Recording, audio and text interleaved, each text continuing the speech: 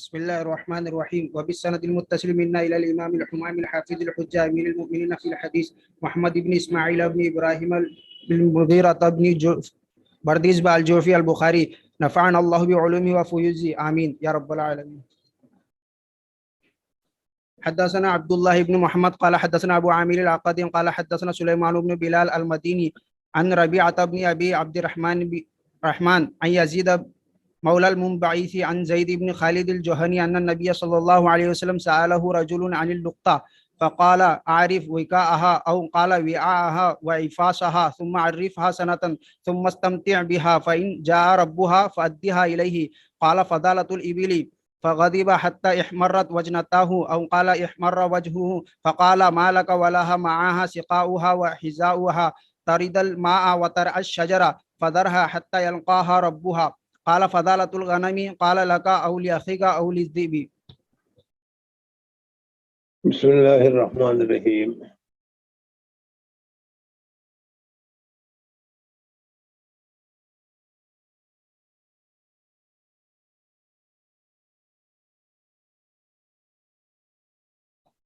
الحمد للہ رب العالمین والصلاة والسلام علی سید الانبیاء والمرسلین محمد وآلہ وصحبہ اجمعین اما بعد.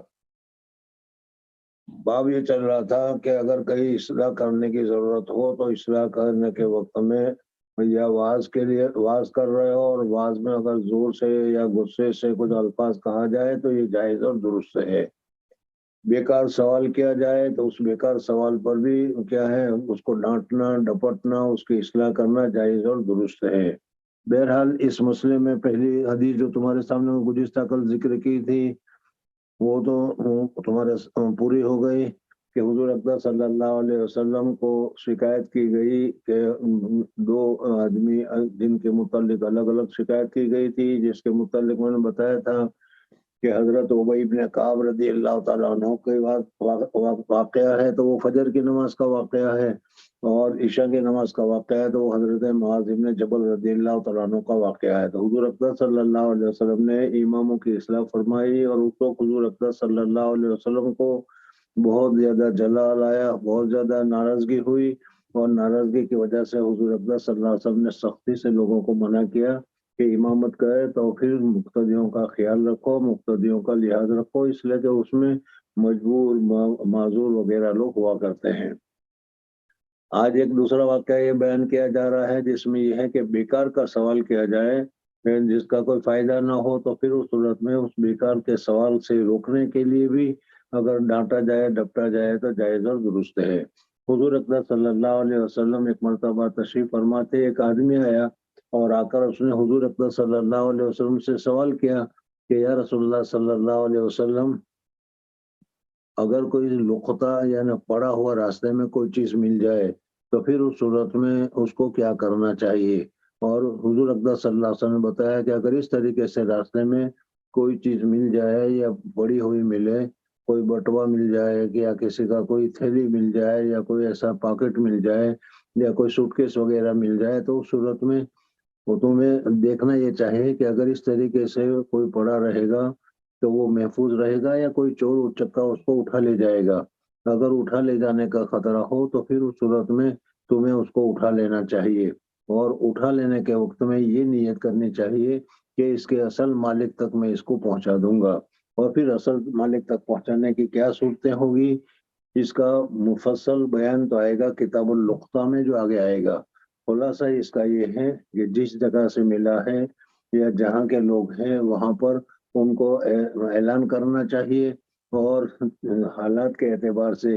یا چیز کے چھوٹے اور بڑے ہونے کے اعتبار سے ایک ہفتے کے لیے، ایک مہینے کے لیے، ایک سال کے لیے وغیرہ اس کو اعلان کرتے رہنا چاہیے. اگر اس کا اصل مالک آ جائے تو پھر اس کو دے دے، اور اگر اس کا اصل مالک نہ آئے تو پھر مالک کی طرف سے اس کو صدقہ کر لے، اور اگر خود محتاج ہو، ضرورت مند ہو تو خود بھی استعمال کر سکتا ہے. پھر اگر اس کے بعد اس کا مالک آ گیا تو اس صورت میں اس کی وہ چیز کو اس کو واپس کرنا پڑے گی. بہرحال یہ تو لقطہ کا حکم تھا. حضور اکبر صلی اللہ علیہ وسلم کے پاس ایک آدمی آیا اور اس نے لقطہ کے متعلق حضور صلی اللہ علیہ وسلم سے سوال کیا تو حضور اکبر صلی اللہ علیہ وسلم نے فرمایا کہ اچھی طریقے سے اس کی نگرانی کر لو، اس کی ڈانٹ کی اچھی طریقے سے نگرانی کر لو، اس کے تھیلے کی اور اس کے کیا ہے حفاظ کی. پھر اس کے بعد 1 سال تک اس کو لوگوں میں اعلان کرتے رہو، اور اگر وہ نہ آئے تو پھر تم اس کو استعمال کر سکتے ہو. بس اس کے بعد بھی تمہارے استعمال کرنے کے بعد اگر یا تمہارا صدقہ کرنے کے بعد اگر اس کا مالک آ گیا تو پھر اس صورت میں تم کو اپنی طرف سے اس کو ادا کرنا پڑے گا. اب اس کے بعد جب یہ مسئلہ پورا ہو گیا تو اس نے دوسرا سوال کیا کہ یا رسول اللہ صلی اللہ علیہ وسلم، اگر کسی آدمی کو جانور مل گیا تو اس صورت میں اس جانور کے متعلق کیا کرنا چاہیے؟ فضالت الابل، اور پہلا سوال اس نے ابل کے متعلق کیا. حضور اقدس صلی اللہ علیہ وسلم اس کے اس بیتوقع اور بیکار کے سوال سے حضور اقدس صلی اللہ علیہ وسلم نے ان کو ڈانٹ دیا، اور اس کے اوپر حضور اقدس صلی اللہ علیہ وسلم ناراض ہو گئے، اس وجہ سے کہ اگر چھوٹا جانور ہے تو پھر اس صورت میں اس کو بھیڑیا ہے یا اس کے علاوہ کوئی دوسری چیز ہے، اس سے اس کا خطرہ ہے، اس کی جان کا خطرہ ہے یا اس مال کے ضائع ہونے کا خطرہ ہے. لیکن اگر وہ جانور ایسا ہے کہ خود بڑا ہے، خود اپنی حفاظت کر سکتا ہے، کھانے پینے کا بھی خود ہی انتظام کر سکتا ہے، تو پھر اس صورت میں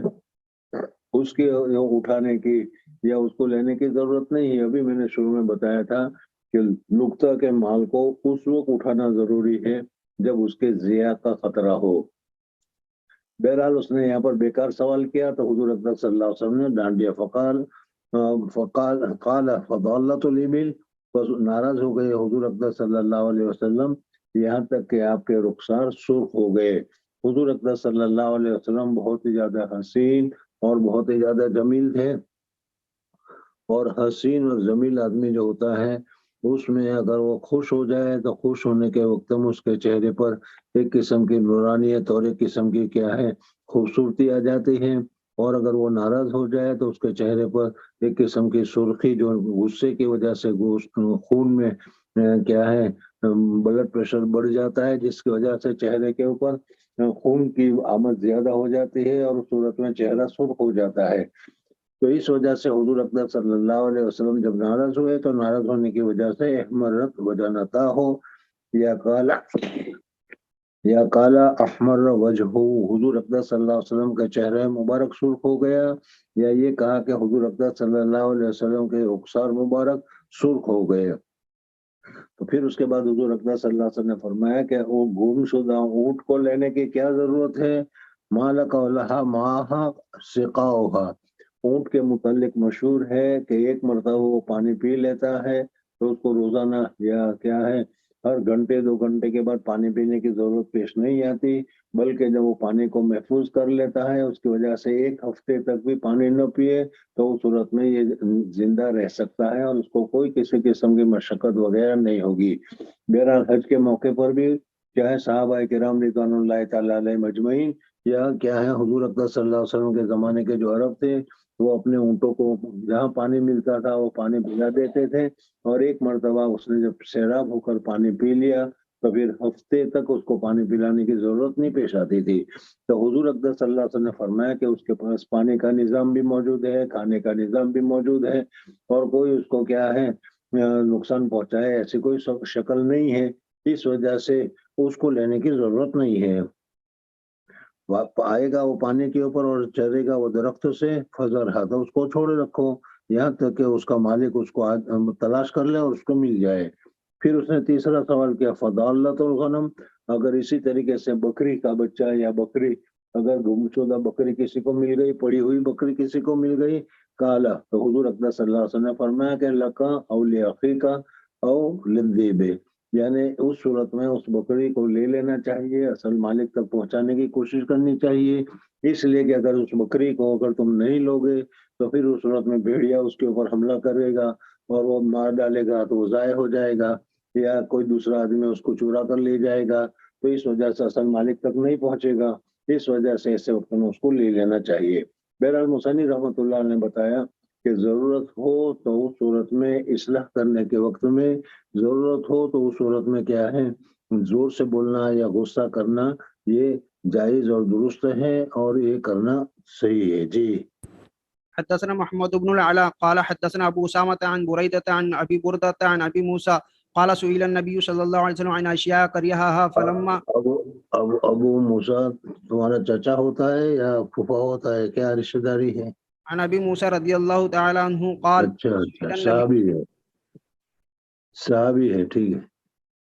سئل النبي صلى الله عليه وسلم عن أشياء كرهها فلما أكثر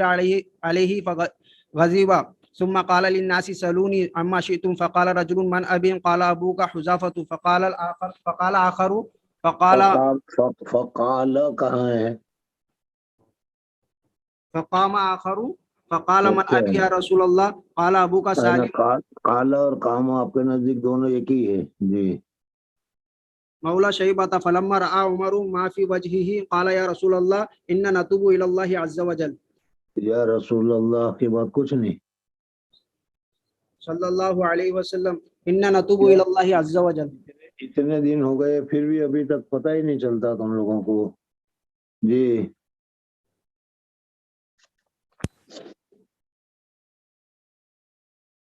یہ مصنف رحمۃ اللہ علیہ تیسری حدیث کو تمہارے سامنے ذکر کر رہے ہیں اور اس میں بھی یہی بتا رہے ہیں کہ بیکار کے سوالات سے یا کیا خواہ سوال کرنے سے بچنا چاہیے، اور اگر کوئی آدمی اس طریقے سے سوال کرے تو پھر ناراضگی کا اظہار کرنا، غصے کا اظہار کرنا جائز اور درست ہے. حضور اکرم صلی اللہ علیہ وسلم کو ایک مرتبہ اللہ تبارک و تعالیٰ نے مخصوص حالت نصیب فرمائی، اور اس مخصوص حالت میں حضور اکرم صلی اللہ علیہ وسلم نے فرمایا کہ بھائی جس کو جو پوچھنا ہو وہ پوچھ لو، اس وقت تم جو پوچھو گے میں اس کا جواب دوں گا. ظاہر بات ہے کہ اس ایسے موقع پر یا ایسے جب بات ہو جائے تو پھر بہت زیادہ اہم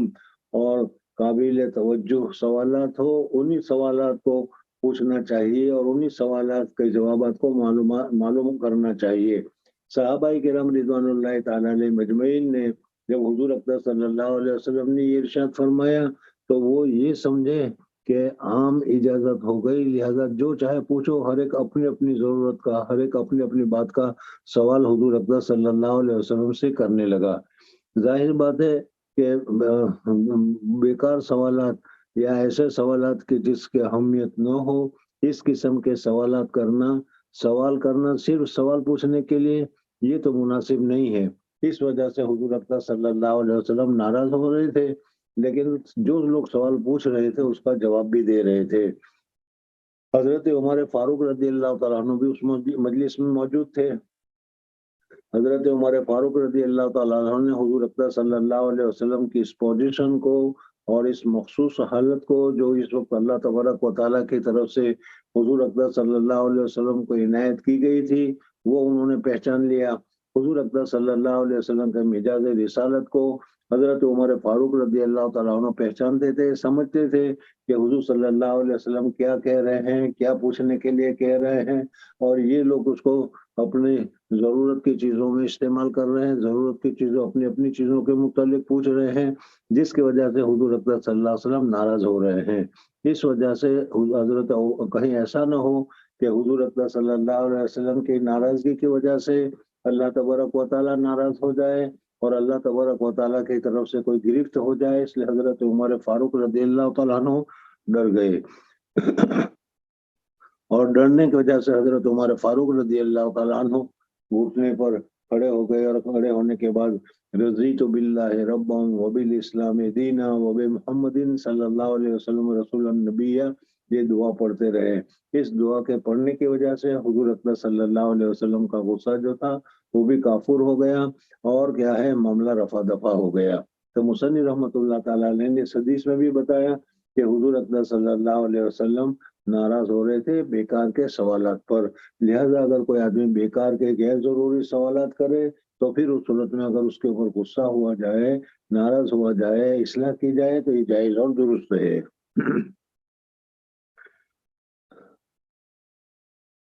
عن ابی موسیٰ رضی اللہ تعالیٰ عنہ قال سئل النبی صلی اللہ علیہ وسلم عن اشیاء، حضور اکرم صلی اللہ علیہ وسلم سے کسی چند چیزوں کے متعلق لوگوں نے سوال کیا. حضور اکرم صلی اللہ علیہ وسلم اس سوال کو غیر ضروری سمجھتے تھے یا اس سوال کو مناسب نہیں سمجھتے تھے، اس وجہ سے حضور اکرم صلی اللہ علیہ وسلم ناراض ہو گئے. لیکن دوسرے جو صحابہ تھے ان کو حضور اقدس صلی اللہ علیہ وسلم کی اس ناراضگی کا پتہ نہیں چلا اور وہ یہ سمجھے کہ سوال پوچھنے کا اختیار دیا گیا ہے، سوال پوچھنے کے لیے ہمیں کہا گیا ہے، لہذا جو چاہے پوچھ لو۔ تو کسی نے پوچھنا شروع کیا کہ یا رسول اللہ صلی اللہ علیہ وسلم میرے باپ کا نام کیا ہے؟ کسی نے کہا کہ یا رسول اللہ صلی اللہ علیہ وسلم میرے باپ کا نام کیا ہے؟ تو حضور اقدس صلی اللہ علیہ وسلم نے جواب تو دیے ان کو، لیکن اس بیکار کے سوالات پر حضور اقدس صلی اللہ علیہ وسلم ناراض ہوئے۔ فلما اکثر علیہ، جب زیادتی ہو گئی تو حضور اقدس صلی اللہ علیہ وسلم ناراض ہوئے۔ پھر کہا لوگوں سے سلونی اما شئتم، حضور اقدس صلی اللہ علیہ وسلم نے صحابہ کرام رضوان اللہ تعالی علیہ مجمعین سے فرمایا سوال کرو تم جو کچھ چاہتے ہو۔ ظاہر بات ہے کہ اس سے سوال کرنے کی اجازت معلوم ہوتی ہے، لیکن بعض مرتبہ یہ اجازت بمنزل رکاوٹ کے ہیں۔ جیسے کیا ہے، کوئی آدمی اگر پوچھے تو کہو کہو کیا کہنا چاہتے ہو، کیا کہنا چاہتے ہو، تو اس وقت کہو کہو جو کہا گیا ہے تو یہ پوچھنے کے لیے نہیں بلکہ ناراضگی میں کہا گیا ہے۔ اس وجہ سے یہاں پر بھی حضور صلی اللہ علیہ وسلم نے یہی کہا سلونی اما شئتم۔ بس ایک آدمی نے کہا کہ میرے باپ کا نام کیا ہے؟ حضور صلی اللہ علیہ وسلم نے فرمایا کہ تیرے باپ کا نام حذیفہ ہے، تیرے باپ کا نام حذیفہ ہے۔ پھر دوسرا آدمی کھڑا ہو گیا اور اس نے بھی یہی کہا کہ یا رسول اللہ صلی اللہ علیہ وسلم میرا باپ کون ہے؟ تو انہوں نے کہا کہ مولا شیبہ ہے۔ فلما حضرت عمر فاروق رضی اللہ تعالیٰ عنہ جب یہ دیکھا کہ حضور صلی اللہ علیہ وسلم کے چہرے پر ناراضگی کے اور غصے کے آثار ہیں، تو انہوں نے کہا یا رسول اللہ انا نتوب الی اللہ، یا رسول اللہ صلی اللہ علیہ وسلم ہماری غلطی کا ہم اعتراف کرتے ہیں اور ہم توبہ کرتے ہیں۔ رضیت باللہ رب وبالاسلام دینا وبمحمد صلی اللہ علیہ وسلم رسول النبی وغیرہ حضرت عمر فاروق رضی اللہ تعالیٰ پڑھتے رہے، جیسے دوسری حدیث میں تفصیل آئے گی۔ جی باب من برك على ركبتيه عند الامام ابي المحدث حدثنا ابو اليماني قال اخبرنا شعيب عن الزهري قال اخبرني انس بن مالك رضي الله تعالى عنه ان رسول الله صلى الله عليه وسلم خرج فقام عبد الله بن حذافة فقال من ابي؟ قال ابوك حذافة، ثم اكثر ان يقول سلوني فبرك عمر على ركبتيه رضي الله تعالى عنه فقال رضينا بالله ربا وبالاسلام دينا وبمحمد صلى الله عليه وسلم نبيا ثلاثا فسقط۔ مصنف رحمۃ اللہ تعالی علیہ نے ترجمۃ الباب کیا اور اس میں یہ بتایا کہ استاد کے سامنے کس طریقے سے بیٹھنا چاہیے، ادب کے ساتھ احترام کے ساتھ بیٹھنا چاہیے، اور ادب اور احترام کا بہترین طریقہ یہ ہے کہ تحیات میں جس طریقے سے ہم بیٹھتے ہیں اس طریقے سے بیٹھنا چاہیے۔ حضور اکرم صلی اللہ علیہ وسلم کی مجلس بہت ہی باعث برکت مجلس تھی، اور ابھی یہ گھٹنے کھڑے کیے ہوئے بیٹھے ہوئے تھے۔ مجھے معلوم ہی تھا کہ جب گھٹنے کھڑے ہوئے ہیں وہ ابھی تحیات میں بیٹھ ہی جائیں گے، لیکن یہ تھوڑی دیر کے لیے ہوگا۔ خیر بہرحال حضور اکرم صلی اللہ علیہ وسلم کی مجلس میں حضرت عمر فاروق رضی اللہ تعالیٰ عنہ اپنے گھٹنوں کے بل بیٹھ گئے۔ تو یہ گھٹنوں کے بل بیٹھنا گویا کہ ادب کا تقاضا ہے، بہتر تقاضا ہے، اس وجہ سے اس طریقے سے بیٹھنا چاہیے۔ واقعہ وہی ہے جو ابھی میں نے تمہارے سامنے ذکر کیا کہ حضور اکرم صلی اللہ علیہ وسلم پر کوئی خاص تجلی ظاہر ہوئی تھی، اور جس پر حضور اکرم صلی اللہ علیہ وسلم نے صحابہ کرام رضوان اللہ تعالیٰ علیہ مجمعین سے کہا کہ سلونی ما شئتم، جو تم چاہے وہ مجھ سے پوچھو۔ اور صحابہ کرام رضوان اللہ تعالیٰ علیہ مجمعین اہم بات، اہم چیز دنیا کی، آخرت کی، ایمان کی، ان چیزوں کے پوچھنے کے بجائے وہ کیا ہے، نجی چیزوں کے پوچھنے میں لگ گئے۔ کسی نے کہا کہ میرا اونٹ کہاں ہے، گم ہو گیا ہے، وہ کہاں ملے گا؟ کسی نے کہا کہ میرے باپ کا نام کیا ہے، وغیرہ وغیرہ۔ اس بیکار کے سوالات کی وجہ سے حضور اکرم صلی اللہ علیہ وسلم کے چہرے انور پر انہوں نے حضور اکرم صلی اللہ علیہ وسلم کے چہرے پر ناراضگی، جلال اور غصہ اور ناراضگی کے حالات کو انہوں نے بھانپ لیا، دیکھ لیا۔ بعض آدمی ایسے ہوتے ہیں کہ جو ان کی نظر میں اتنی صلاحیت ہوتی ہے کہ وہ دیکھتے ہی بھانپ جاتے ہیں کہ اس وقت ان کا مزاج کیسا ہے، اور یہاں پر انہوں نے حضور اکرم صلی اللہ علیہ وسلم کے مزاج کو دیکھا کہ حضور اقدس صلی اللہ علیہ وسلم جو کہہ رہے ہیں، سوال کر رہے ہیں، وہ خوشی کے مارے نہیں کر رہے ہیں بلکہ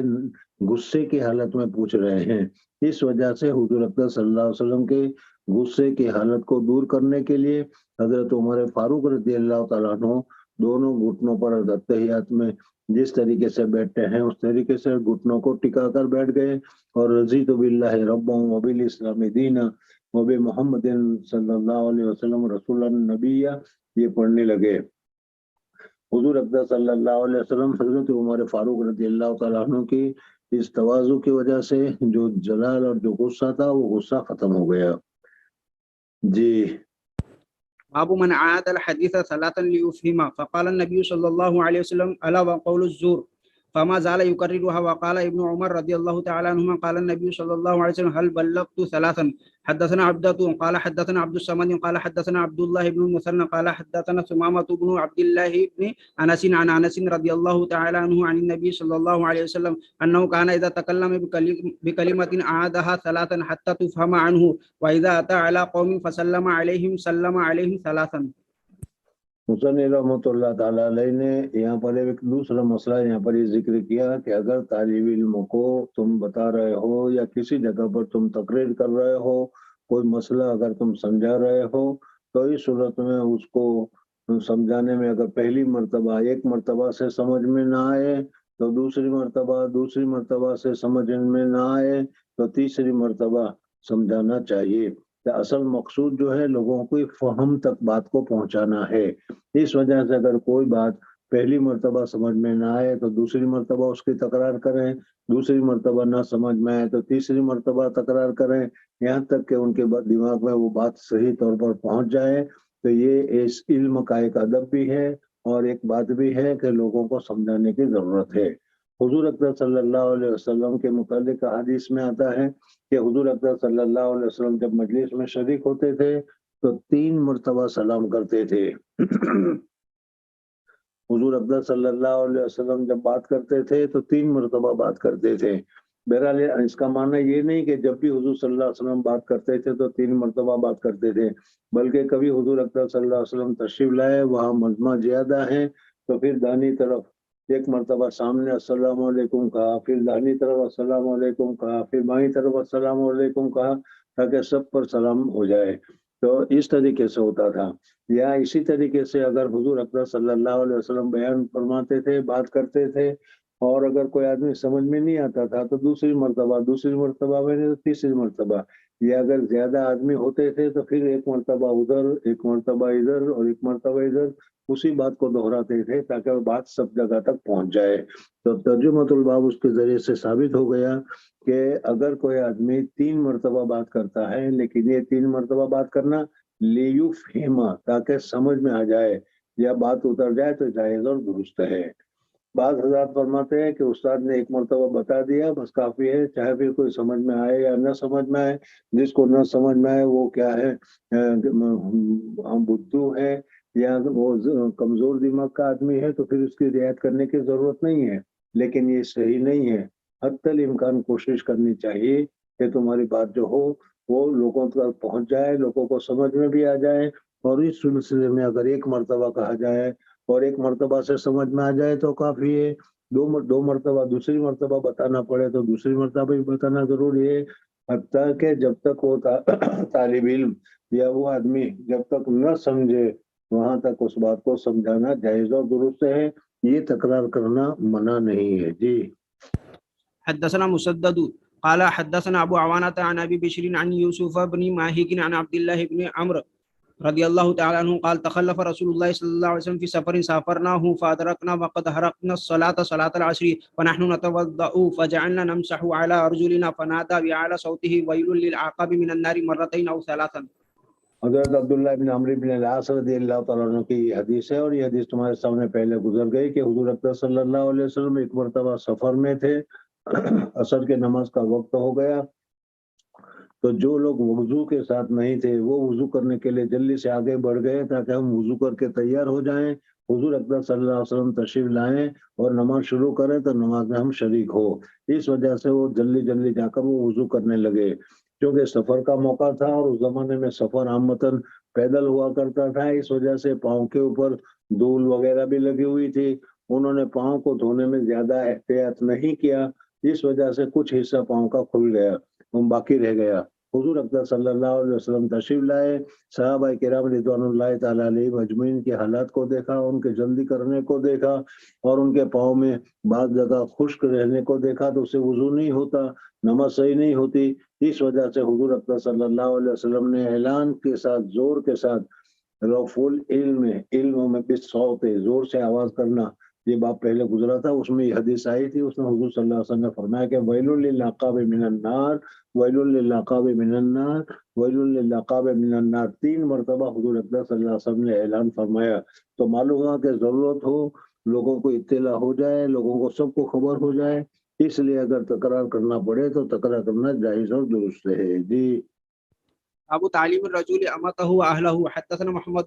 محمد هو ابن سلام قال أخبرنا المحاربي حدثنا صالح بن حيان قال عامر الشعبي حدثني أبو بردة عن أبيه رضي الله تعالى عنه قال قال رسول الله صلى الله عليه وسلم 3 لهم أجران رجل من أهل الكتاب آمن بنبيه وآمن بمحمد صلى الله عليه وسلم والعبد المملوك إذا أدى حق الله وحق مواليه ورجل كانت عنده أمة يطأها فأدى بها فأحسن تأديبها وعلمها فأحسن تعليمها ثم اعتقها فتزوجها فله أجران. ثم قال عامر أعطيناكها بغير شيء قد كان يركب فيما دونها إلى المدينة.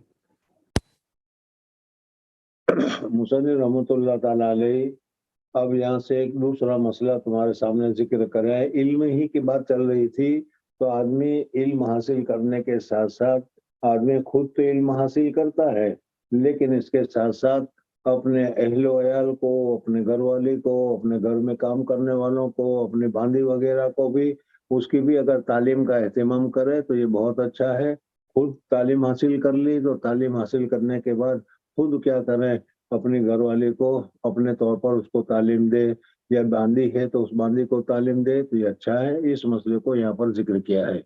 और बाबुल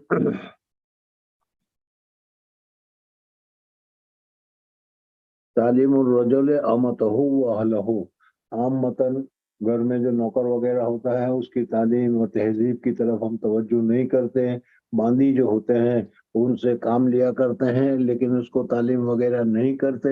हुजूर अकबर सल्लल्लाहु अलैहि वसल्लम इस तर्जुमतुल बाब में इमाम बुखारी रहमतुल्लाह ताला अलैह ये बताना चाहते हैं कि अपने घर वालों को भी, अपने बीवी बच्चों को भी तालीम की तरफ मुतवज्जे करना चाहिए, ये हमारी जिम्मेदारी है।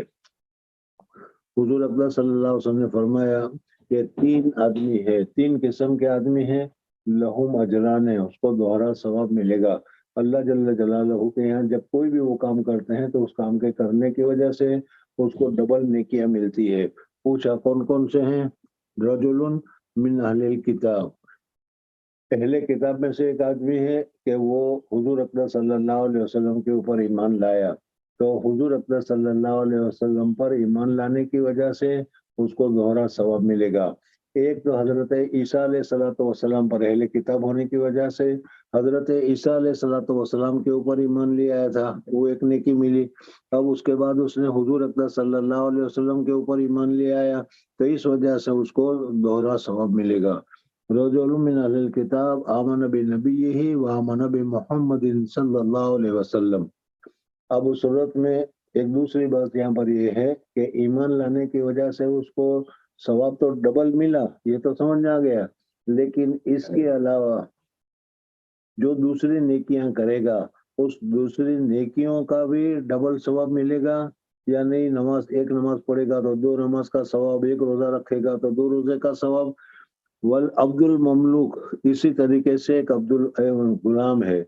और वो गुलाम मालिक की खिदमत करता है, और मालिक की खिदमत करने के बाद वो मौका निकालकर अल्लाह तबारक व तआला की इबादत के लिए भी वक्त निकालता है, नमाज पढ़ता है, तो फिर उस सूरत में चूंकि उसने दो अपने मालिक हकीकी और मालिक मजाजी, अल्लाह तबारक व तआला और अपने मालिक दोनों का हक अदा किया, दोनों का काम किया, इस वजह से उसको भी दोहरा सवाब मिलेगा। वल अब्दुल ममलूक इज़ा अद्दा हक़ अल्लाह व हक़ मवाली है।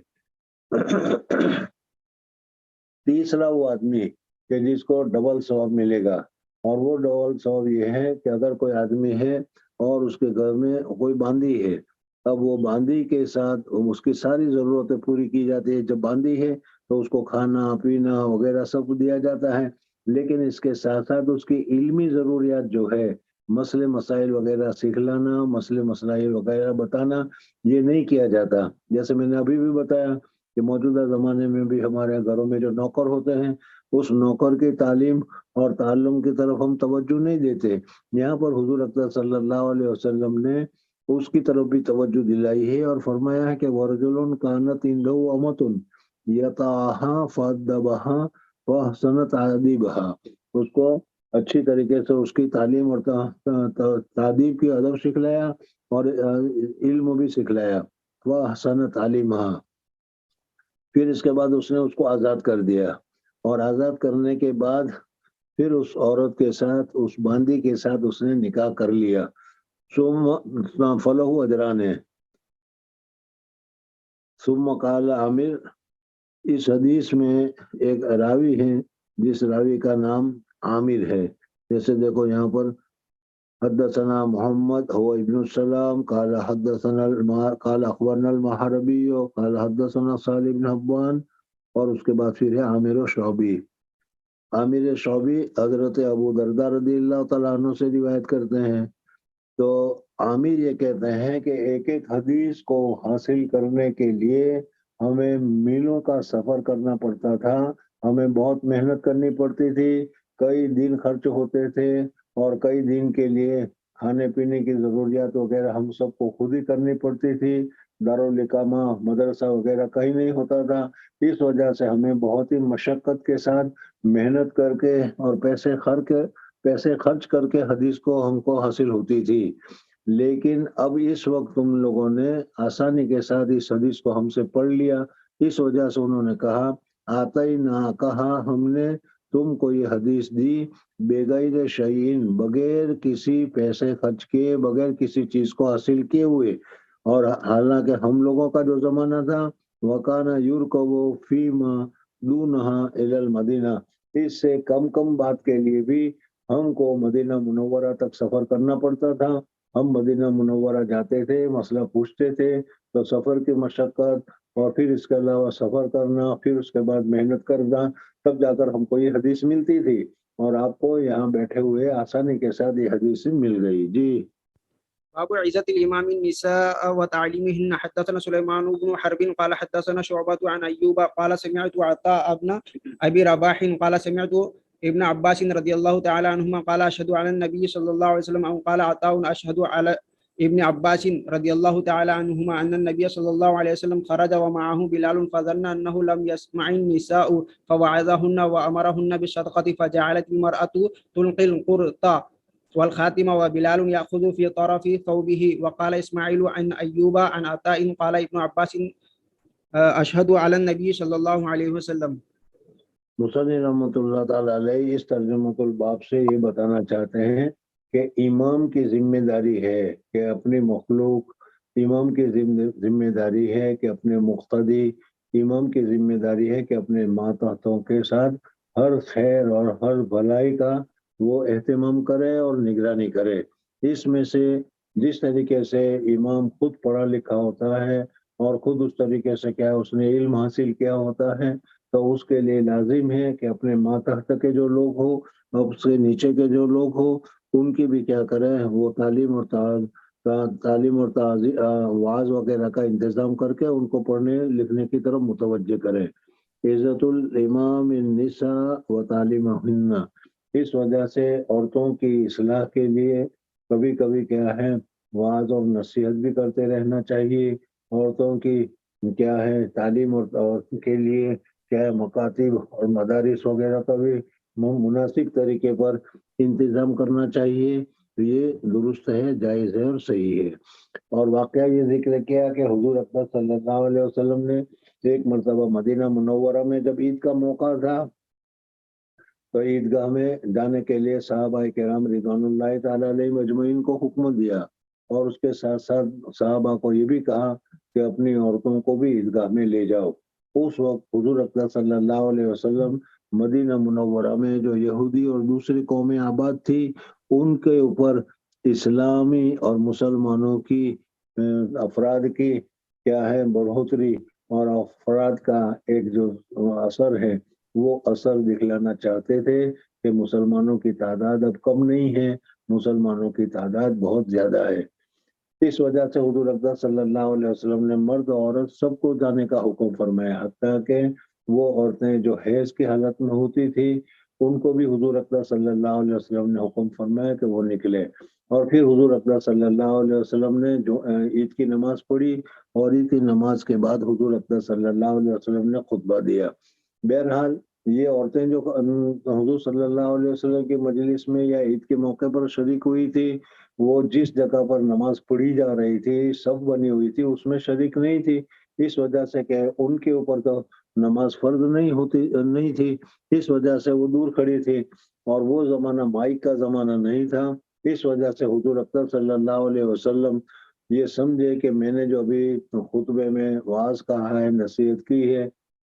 वो उनको नहीं पहुंचा होगा। इस वजह से ईद की नमाज से फारिग होने के बाद जिस जगह पर ये औरतें जमा थी हुजूर अकबर सल्लल्लाहु अलैहि वसल्लम हजरत बिलाल रदी अल्लाह तआला अन्हु के साथ इन औरतों के पास गए और औरतों के पास जाकर हुजूर अकबर सल्लल्लाहु अलैहि वसल्लम ने औरतों में वाज किया और नसीहत किया और उनको जहन्नम से डराया और ये बताया कि तुम नाक़िसात लक़ल वद्दीन हो। फिर इसके अलावा जहन्नम में ज्यादा तादाद औरतों की है और वो इस वजह से सदका वगैरह करो। सदका तो तुत्फिउ गज़बुर रब, ये सदका करने की वजह से अल्लाह तबारक व तआला की नाराजगी से बचा जाता है। तो वो तो सहाबी औरतें थी, हुजूर अकबर सल्लल्लाहु अलैहि वसल्लम ने इतना फरमाया तो इतना फरमाने के साथ ही औरतों ने अपने अपने कान में, अपने अपने गले में जो पहना हुआ था, अपने अपने उंगलियों में जो अंगूठियां वगैरह पहनी हुई थी वो निकाल कर हुजूर अकबर सल्लल्लाहु अलैहि वसल्लम को सदक़े के तौर पर देना शुरू किया। हजरत बिलाल रदी अल्लाह तआला अन्हु साथ में थे, हजरत बिलाल रदी अल्लाह तआला अन्हु ने उसको जमा करना शुरू किया। बहरहाल दूसरी बात, दूसरा मसला इस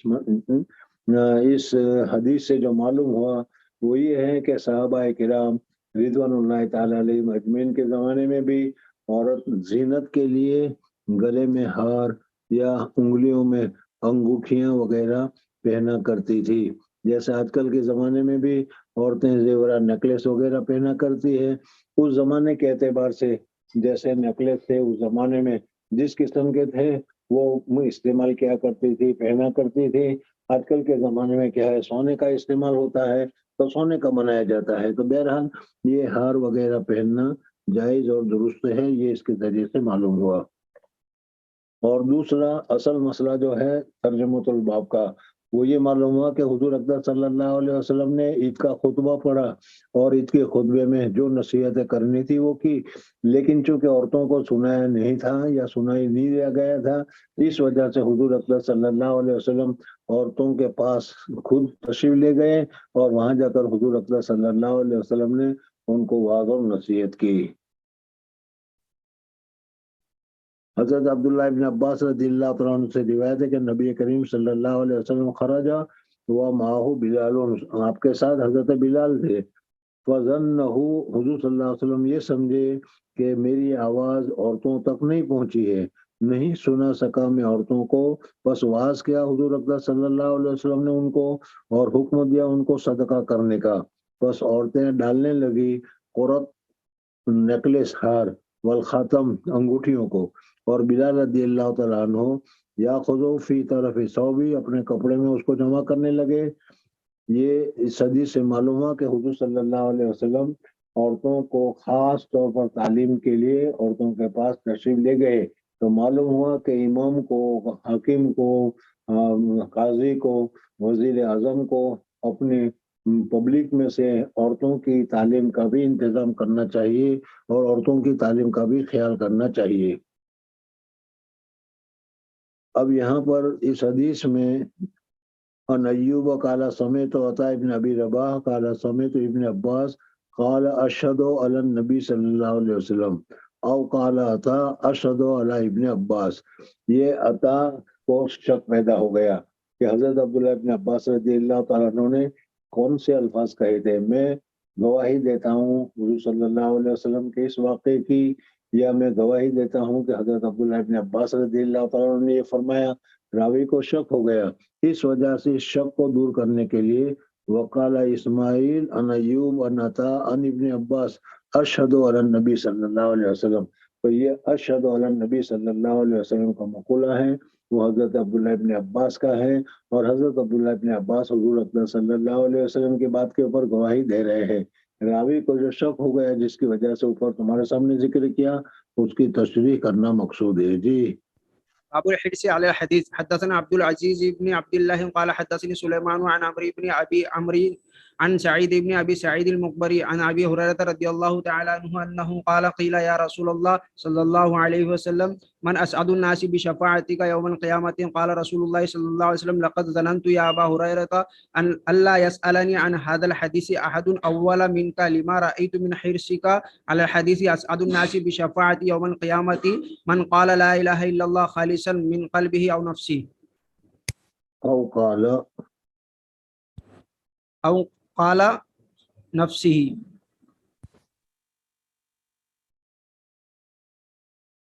مصنف رحمۃ اللہ تعالی علیہ نے اس ترجمۃ الباب میں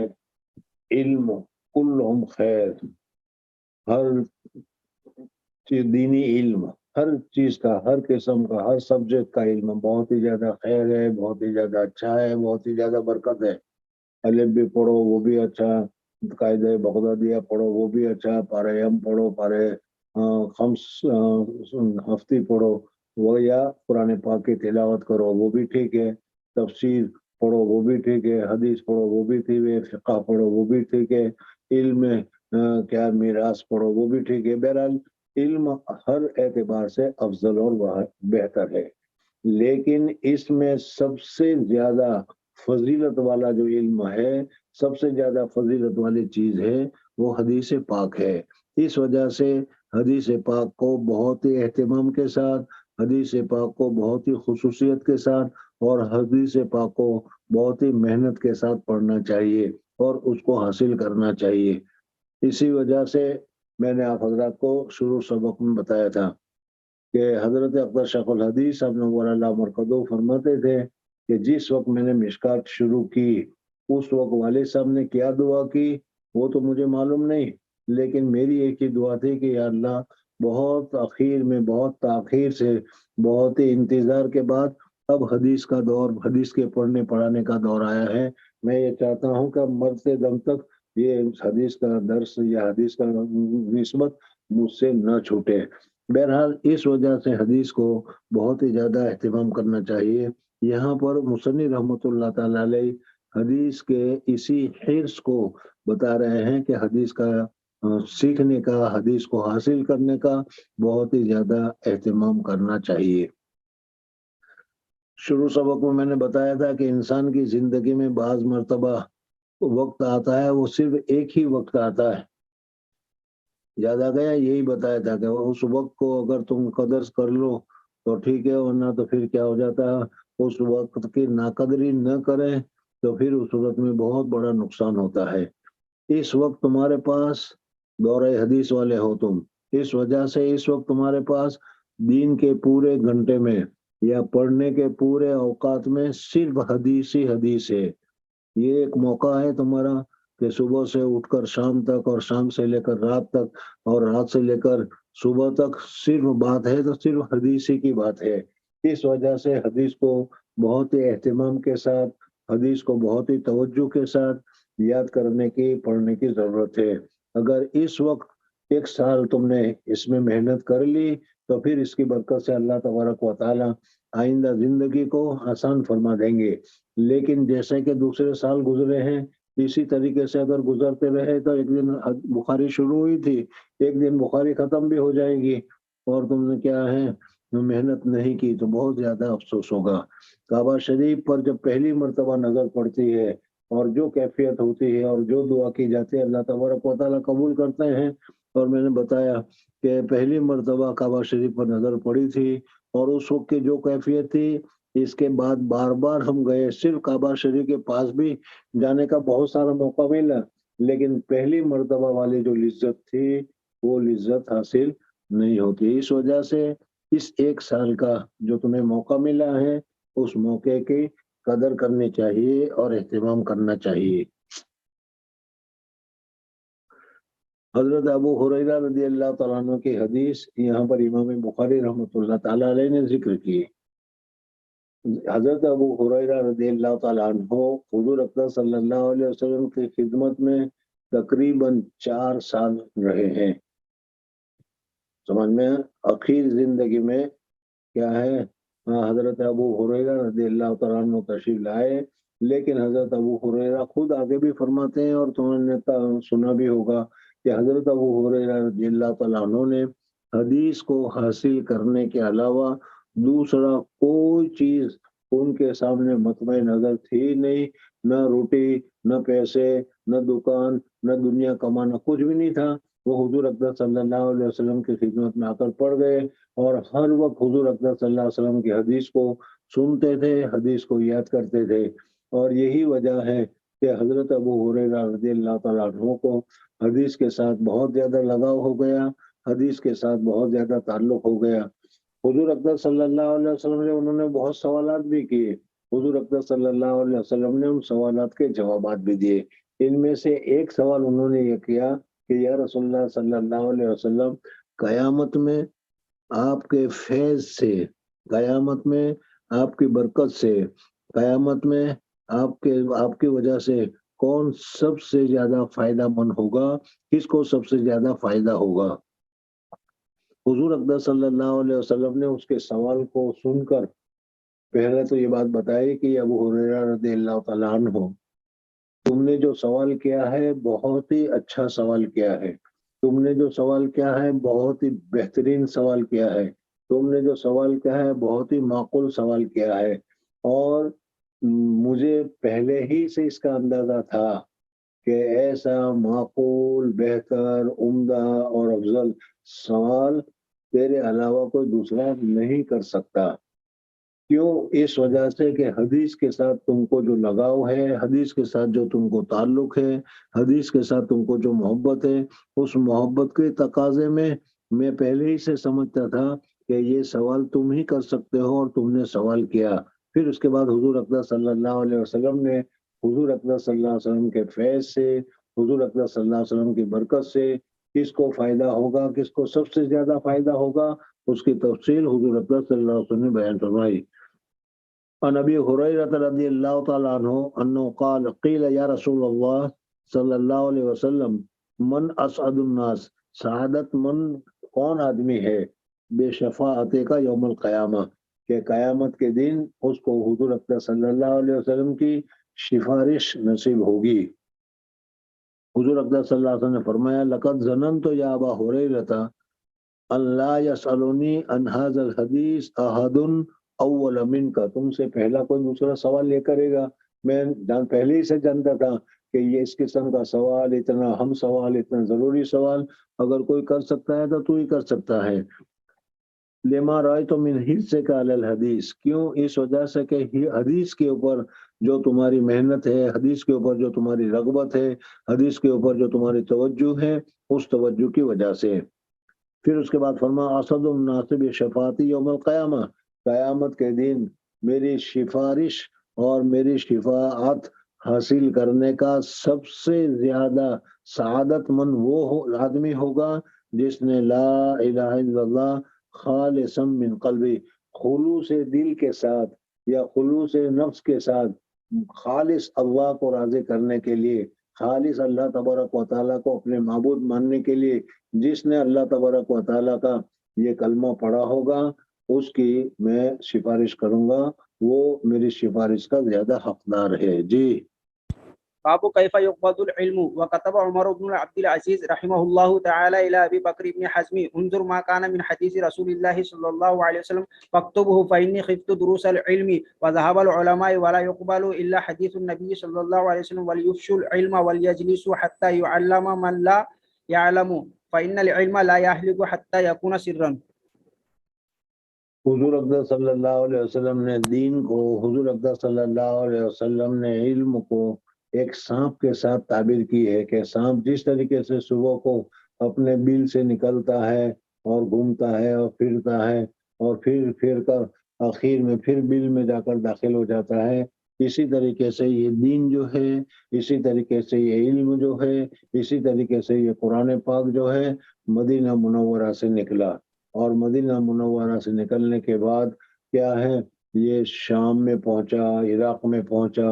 اور مصر میں پہنچا، وہاں جید کاری وغیرہ پیدا ہونے شروع ہوئے، پھر وہاں سے نکلا اور وہاں سے نکلنے کے بعد پھر کیا ہے ہندوستان میں پہنچا، اور ہندوستان میں فقہاء، علماء، مشائخ وغیرہ پیدا ہوئے، پھر اس کے بعد کیا ہے یہ علم نکلا، اور نکلنے کے بعد پھر وہ کیا ہے یوروپ میں پہنچا، اور یوروپ میں قال اللہ اور قال رسول کی صدا بلند ہوئی، پھر اس کے بعد امریکہ پہنچا، اور امریکہ میں بھی مدارس قائم ہوئے، وہاں پر بھی یہ چیزیں ہوا۔ تو اس طریقے سے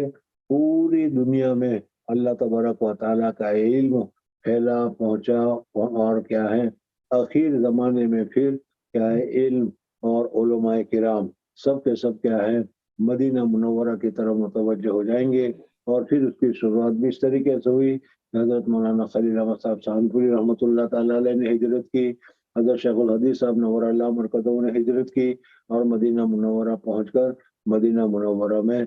جان کو اللہ تبارک و تعالیٰ کے سپرد کی۔ اسی طریقے سے جتنے علماء کرام ہیں، مشائخ نظام ہے صحیح اونچے درجے کے علماء خیر، علماء حقہ میں سے، وہ سب کے سب کیا ہے مدینہ منورہ پہنچ جائیں گے، اور مدینہ منورہ میں ان کا انتقال ہوتا رہے گا۔ اور پھر اس کے بعد جب آخری زمانہ آئے گا تو علم کا قبض ہونے کی ایک شکل تو یہ ہے کہ علماء کرام دنیا سے چلے جانے لگیں گے، اور دنیا میں سے جو جائے گا وہ اپنی جگہ کو خالی چھوڑ کر جائے گا، اور اس جگہ کو پور کرنے والا کوئی نہیں ہوگا، تو اسی طریقے سے جہالت بڑھتی چلی جائے گی۔ اور پھر جب قیامت کا عین قریب زمانہ آ جائے گا تو اس وقت رات کو ایک ہوا چلے گی جو بہت ہی زیادہ مد ہوگی، نرم ہوگی، بہتر ہوگی، اچھی ہوگی، اور وہ ہر ایمان والے کو جہاں جہاں پر بھی وہ ایمان والا ہوگا، چاہے تہ خانے میں ہو، چاہے کسی جگہ پر بھی ہو، وہ ہوا وہاں پہنچے گی، اور اس ہوا کے پہنچنے کے ساتھ ہی اس کا انتقال ہو جائے گا۔ اب دنیا میں کوئی علم والا باقی نہیں رہا، کوئی اللہ کو یاد کرنے والا باقی نہیں رہا، کوئی اللہ پر ایمان لانے والا باقی نہیں رہا، اس وجہ سے کہ اس کی وجہ سے وہ سارا کا سارا کیا ہے سب کے سب ختم ہو گئے۔ تو یہاں پر مصنف رحمۃ اللہ تعالیٰ علیہ فرماتے ہیں کیف یقبض العلم، کس طریقے سے علم قبض کیا جائے گا، علم اٹھایا جائے گا۔ تو ایک دم علم کو اٹھانا تو بالکل قیامت کے قریب ہوگا، لیکن اس کے وفات پانے کے ساتھ جو ختم ہوتا چلا جائے گا۔ کیف یقبض العلم، حضرت عمر بن عبدالعزیز رحمۃ اللہ تعالیٰ علیہ کا جب دور آیا، 100 سال ہجرت کے پورے ہو گئے، تو حضرت عمر بن عبدالعزیز رحمۃ اللہ تعالیٰ علیہ کو اللہ تبارک و تعالیٰ نے مجدد بنایا تھا، جیسے پہلے میں نے بتایا تھا، اور پھر انہوں نے حضرت اپنے زمانے کے جو بڑے حضرات تھے، ابن شہاب زہری، ابن حزم وغیرہ، ان کو خط لکھا کہ حضور اکرم صلی اللہ علیہ وسلم کی حدیث کو، آج کل تو لوگوں کے دلوں میں موجود ہے، سینوں میں موجود ہے، حدیث تو سب نے پڑھی ہے، سب کو حفظ بھی ہے، یاد بھی ہے، لیکن اب کیا ہے علماء کے چلے جانے کی وجہ سے یا علماء کے مرنے کی وجہ سے کیا ہے یہ علم ختم ہو جائے گا، اس وجہ سے اس کو تحریری طور پر لکھ کر جمع کرنے کی صورتیں تیار کی جائے، پیش کی جائے۔ سب سے پہلے جو مبادیات میں نے تمہارے سامنے ذکر کیے تھے، اس میں یہ بتایا تھا کہ اشکال بھی کیا تھا کہ جو حدیث کو نہیں مانتے وہ اشکال کرتے ہیں کہ حدیث 100 سال کے بعد لکھی گئی حضرت عمر بن عبدالعزیز رحمۃ اللہ تعالیٰ علیہ کے ارشاد کی وجہ سے۔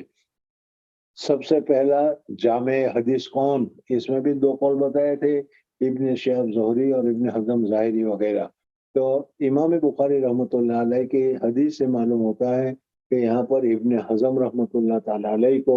حضرت عمر ابن عبدالعزیز رحمۃ اللہ تعالی علیہ نے ارشاد فرمایا کہ حدیث کو لکھنے کا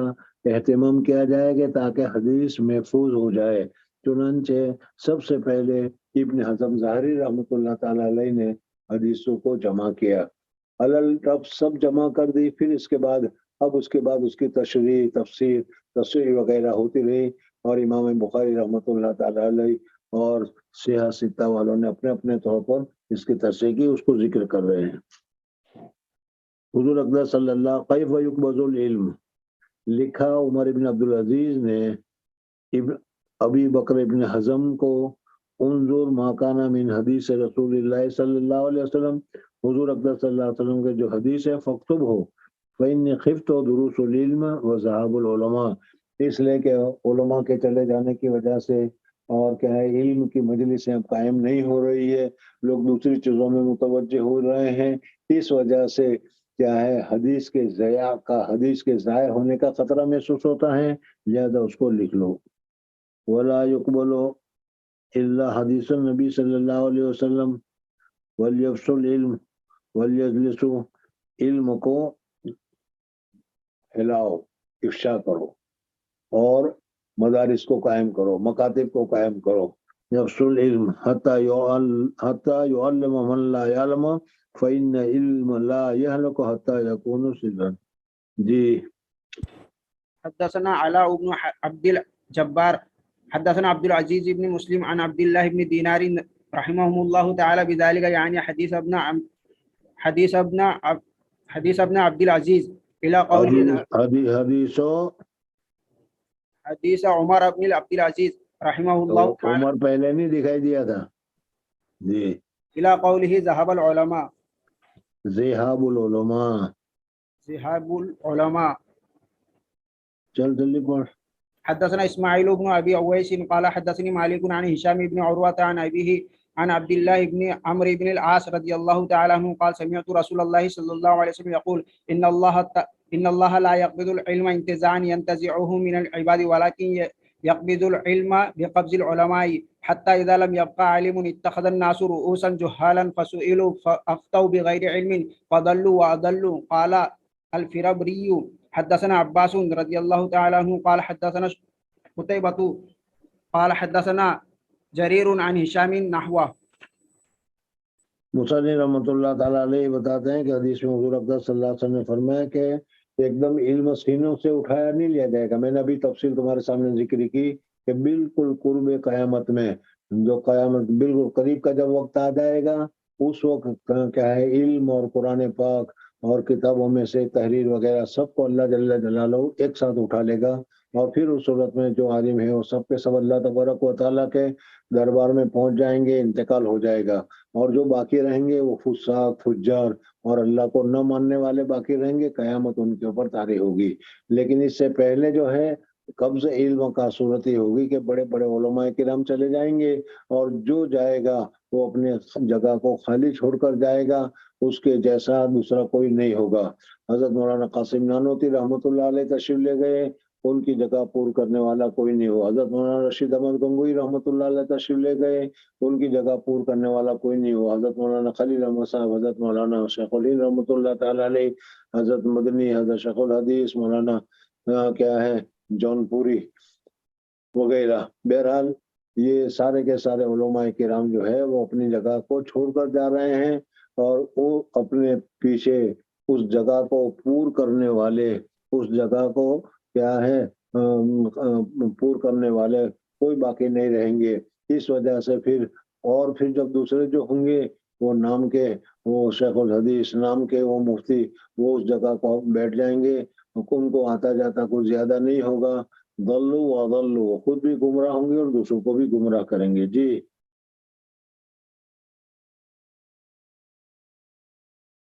سمیت رسول اللہ صلی اللہ علیہ وسلم یقول ان اللہ نہیں قبض کرے گا علم کو ایک دم کھینچ لینا، کھینچ لے گا اس کو بندوں کے سینوں سے، لیکن قبض کرے گا علم کو علماء کے قبض کرنے کے ساتھ، یہاں تک کہ نہیں باقی رہے گا کوئی عالم، تو لوگ اتخذ الناس رؤوسا جہالا، जाहिलों को अपना बड़ा बना देंगे। फसोइलु फक्तु बिगैर इल्म फदल्लु वदल्लु। जी। أبو هل يجعل للنساء يوم على حدة في العلم؟ حدثنا آدم قال حدثنا شعبة قال حدثني ابن الأصبهاني قال سمعت أبا صالح زكوان يحدث عن أبي سعيد الخدري رضي الله تعالى عنه قال قال النساء للنبي صلى الله عليه وسلم غلب عليك الرجال فاجعل لنا يوما غلبنا غلبنا عليك الرجال فاجعل لنا يوما من نفسك فوعدهن يوما لقيهن فيه فوعظهن وأمرهن فكان فيما قال لهن ما منكم امرأة تقدم ثلاثة من ولدها إلا كان لها حجابا من نار فقالت امرأة واثنين فقال واثنين. मुसन्निफ रहमतुल्लाह अलैह बयान फरमाते हैं कि मखसूस तौर पर औरतों के लिए कोई दिन मुकर्रर कर दिया जाए कि भाई फलाने दिन औरतों में वाज होगा, फलाने दिन औरतों की तालीम होगी, फलानी जगह पर औरतों का मदरसा होगा, फलानी जगह पर औरतों को तालीम का इंतजाम किया जाएगा। तो ये उसूल और ज़ाब्ते के साथ होते होते जायज़ और दुरुस्त है। उसूल और ज़ाब्ते की कैद में नहीं इस वजह से लगाए कि क्या है मदरसा कायम किया जाए, औरतों को एक जगह जमा किया जाए लेकिन पर्दे का इंतजाम न हो, या क्या है फिर गलत चीज या बुरी चीजें शुरू हो जाए जैसे आजकल दुनिया में होता है कि साधुओं के पास हिंदू औरतें जाती है और वो साधु गड़बड़ी करते हैं। तो इस तरीके से अगर मुसलमानों में भी हो जाए तो ये बना है, ऐसा नहीं होना चाहिए। औरतों के लिए इंतजाम करना चाहिए, औरतों के लिए इंतजाम होना चाहिए, लेकिन क्या है खास तौर पर उसके ज्यादा, क्योंकि इसमें बहुत ही नाजुक मसला है, इस वजह से उसका एहतमाम होना चाहिए। और इस एहतमाम के साथ अगर कोई बंदोबस्त करता है, कोई वक्त का इंतजाम करता है कि फलाने दिन होगा, या कोई जगह का एहतमाम करता है कि फलानी जगह होगी, तालीम होगी औरतों के लिए, तो ये जायज़ और दुरुस्त है। हुजूर अकबर सल्लल्लाहु अलैहि वसल्लम के पास औरतों का एक वफ्द आया और उन वफ्दों ने कहा कि या रसूलुल्लाह सल्लल्लाहु अलैहि वसल्लम, मर्द गालिब आ गए हैं और हर वक्त वो मर्द होने की वजह से आपके पास आते हैं, आपके पास बैठते हैं, आपकी तालीमों को सुनते हैं, और हम औरत हैं, सिंध नाजुक है, और क्या है हमारे दूसरे काम भी है, और दूसरे काम के साथ साथ जिस तरीके से क्या है मर्द कसरत के साथ एहतमाम के साथ आपके पास आकर मसले वसले मालूम करते हैं, हम सन पे नाजुक होने की वजह से हमारे लिए सहूलत नहीं है। इस वजह से ये बात अपनी जगह पर सही है कि जो हुक्म मर्दों के लिए है, जिस तरीके से मर्दों के लिए 5 नमाजें हैं, इसी तरीके से औरतों के लिए भी 5 ही नमाज है। लेकिन जो तालीम मर्द हासिल करते हैं वो एहतमाम के साथ हम लोगों से नहीं हो सकती। इस वजह से अगर आप कुछ कोई दिन ऐसा अगर मुकर्रर कर लें कि जिसमें औरतों से बातचीत होगी, औरतों को नसीहत की जाएगी, औरतों को मसले बताए जाएंगे और औरतों के मसले वगैरह का जवाब वगैरह दिया जाएगा, तो ये हमारे लिए अच्छा है, बेहतर है। हुजूर अकबर सल्लल्लाहु अलैहि वसल्लम ने औरतों की इस दरख्वास्त को कबूल किया और औरतों के इस मुतालबे पर हुजूर अकबर सल्लल्लाहु अलैहि वसल्लम ने उनके लिए एक दिन मुतय्यन कर लिया कि फिर ठीक है फलाने दिन में फलाने वक्त में मैं तुम्हारे पास आऊंगा, औरतों को जमा हो जाए और वहां से मुझसे तालीम हासिल करें।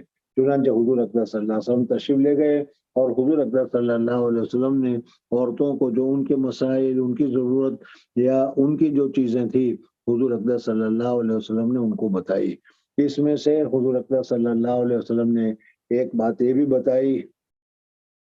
कि अगर किसी औरत का बचपन में शिगर सन्नी में किसी बच्चे की पैदाइश के बाद उसके बच्चे का इंतकाल हो गया हो तो उसकी क्या फजीलत है, उसको हुजूर अकबर सल्लल्लाहु अलैहि वसल्लम ने जिक्र किया। चुनांचे आमतन ऐसी चीजें हुआ करती है, ऐसी चीजें पेश आया करती है, तो हुजूर अकबर सल्लल्लाहु अलैहि वसल्लम ने फरमाया कि अगर किसी औरत के 2 बच्चे पैदा हो गए, 2 बच्चे पैदा हुए और दोनों के दोनों मर गए, आमतन बच्चे का ताल्लुक माँ के साथ बहुत ही ज्यादा होता है। इस वजह से माँ को परवरिश का हक भी मिलता है कि वही बच्चे की निगहदाश्त कर सकती है वगैरह। खैर बहरहाल हुजूर अकबर तो मैं ये बताना चाह रहा था कि बच्चे की ज्यादा ताल्लुक माँ के साथ होता है। इस वजह से सिग़र सिन्नी में, कम उम्र में जब बच्चे का इंतकाल हो जाता है तो बाप को भी रंज होता है, ماں کو بھی رنج ہوتا ہے، لیکن ماں کو جو رنج ہوتا ہے وہ بہت زیادہ رنج ہوتا ہے۔ اس وجہ سے حضور اقدس صلی اللہ علیہ وسلم نے اس حدیث میں فرمایا کہ اگر کسی عورت کے 2 بچے بچپن کی حالت میں مر گئے ہوں اور اس پر عورت کو رنج ہوا ہو، لیکن اس رنج میں عورت نے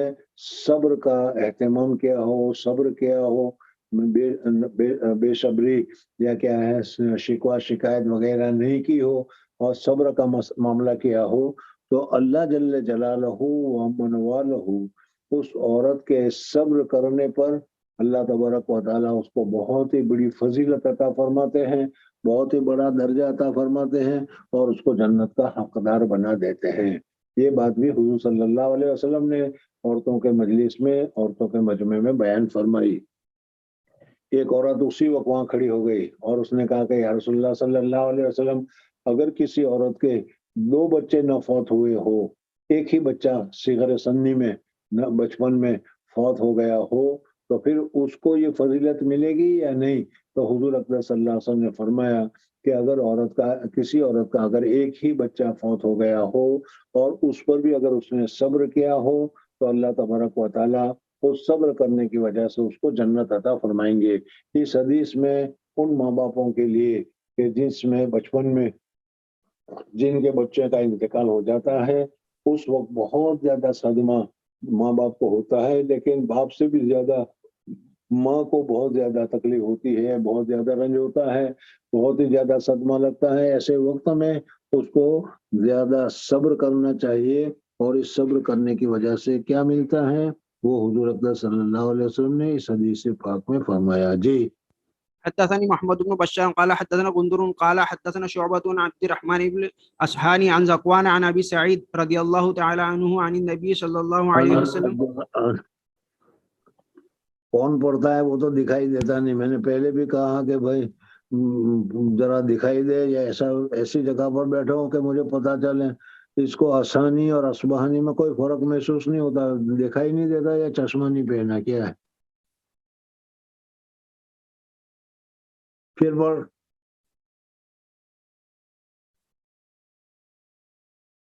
پھر سے پڑھ۔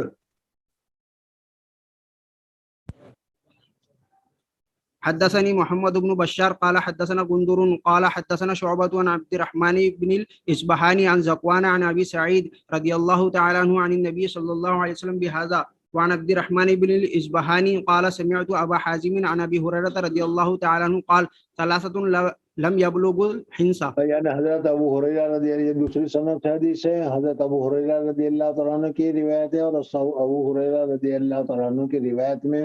جس عورت کے 3 بچے بچپن میں انتقال کر گئے ہو، لم یبلغ الحنث، جو بلوغت کے درجے پر نہیں پہنچے، بالغ ہونے سے پہلے 1 سال سے لے کر 12 سال کی عمر میں اگر کسی کے 3 بچے فوت ہو گئے ہوں تو ان میں 3 کا لفظ ہے، اس وجہ سے اس حدیث کو ذکر کیا، لم یبلغ الحنث۔ جی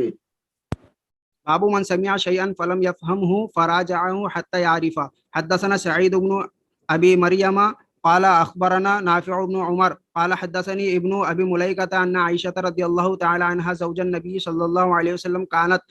لا تسمع شيئا لا تعرفه إلا راجعت فيه حتى تعرفه، وأن النبي صلى الله عليه وسلم قال من حسب عذب۔ قالت عائشة رضي الله تعالى عنها فقلت أوليس يقول الله عز وجل فسوف يحاسب حسابا يسيرا؟ قالت فقال إنما ذلك العرض ولكن من نوقش الحساب يهلك۔ مصنف رحمۃ اللہ تعالیٰ علیہ نے ترجمۃ الباب منعقد کیا، بہت اچھا باب منعقد کیا۔ اس کا خلاصہ تو یہ ہے کہ جب تک سمجھ میں نہ آئے وہاں تک چپ نہیں بیٹھنا چاہیے، پوچھتے رہنا چاہیے، سوال کرتے رہنا چاہیے، جیسے آپ لوگ سوال کرتے ہیں۔ ہم نے اپنے اکابرین سے سنا تھا، وہ فرماتے تھے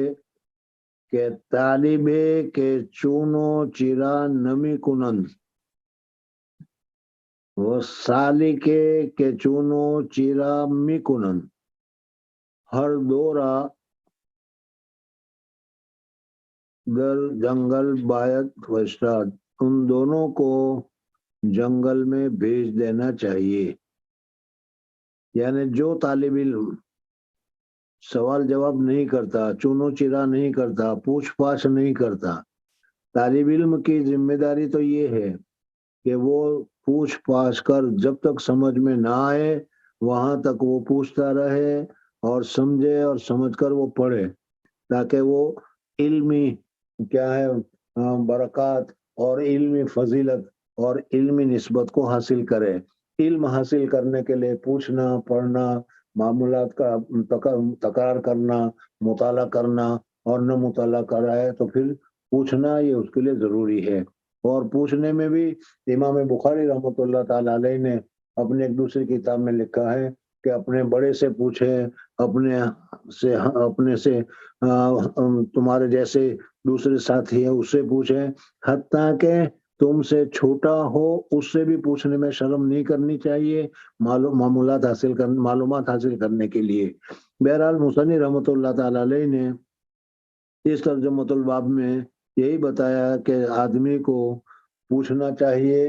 جب سمجھ میں نہ آئے تو ٹھیک ہے جانے دو، دیکھی جائے گی، پھر پوچھ لیں گے، پھر دیکھ لیں گے، پھر کر لیں گے، یہ نہیں، بلکہ اپنا شبہ ہے، اپنا سوال ہے، اپنی ضرورت ہے، اپنی جہالت ہے، اس کو پوچھ پاچھ کر دور کر لینا چاہیے. اور مثال یہ بیان کی کہ حضور اکرم صلی اللہ علیہ وسلم نے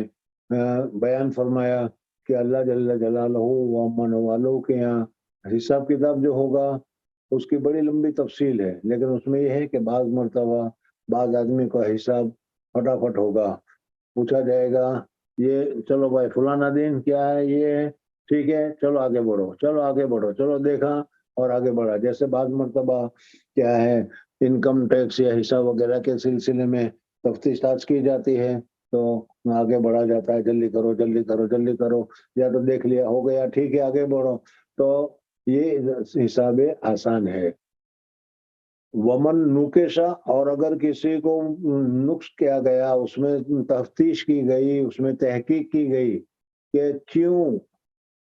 تم نے 200 روپے کمائے، تمہارے نامہ اعمال میں 200 روپے جمع ہوئے، کہاں سے آئے؟ کیونکہ محنت سے، کہاں محنت کی، کیا محنت کی، کیسی محنت کی، کتنی حلال تھا، کتنا حرام تھا، کتنا جائز تھا، کتنا ناجائز تھا. اگر اس طریقے سے تحقیق ہونے لگی تو پھر وہ صورت میں کیا ہو جائے گا، وہ پریشان ہو جائے گا، مصیبت ہو جائے گا. سمجھ میں آ گیا؟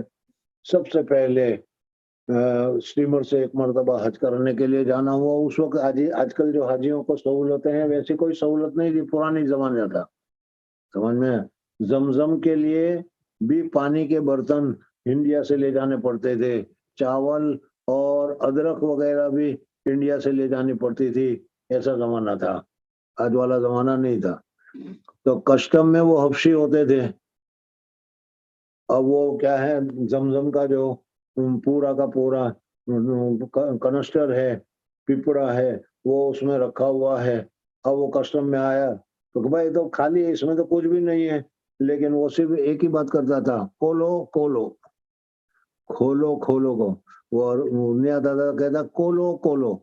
تو معلوم ہوا کہ اگر کسٹم میں چلو یہ بھی ٹھیک ہے، آگے بڑھو آگے بڑھو آگے بڑھو آگے بڑھو ٹھیک ہے، لیکن جہاں اس نے کہا کہ کھولو کھولو تو وہ آدمی پریشان ہو جاتا ہے.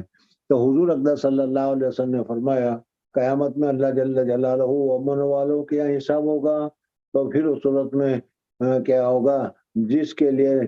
تحقیق شروع ہو گئی وہ پریشان ہو جائے گا. بہرحال یہ حدیث حضور اکرم صلی اللہ علیہ وسلم نے فرمائی. حضرت عائشہ صدیقہ رضی اللہ تعالیٰ عنہ بھی اس مجلس میں موجود تھی. یہ حضرت عائشہ صدیقہ رضی اللہ تعالیٰ عنہ بھی سن رہی تھی. تو ان کو ایک دم خیال آیا کہ اللہ تبارک و تعالیٰ تو حساب یسیر لیں گے، آسان حساب لیں گے. ہم لوگ جو اپنی دعا کر رہے ہیں اس دعا میں بھی یہی دعا کر رہے ہیں، اللہم حاسبنا حسابا یسیرا.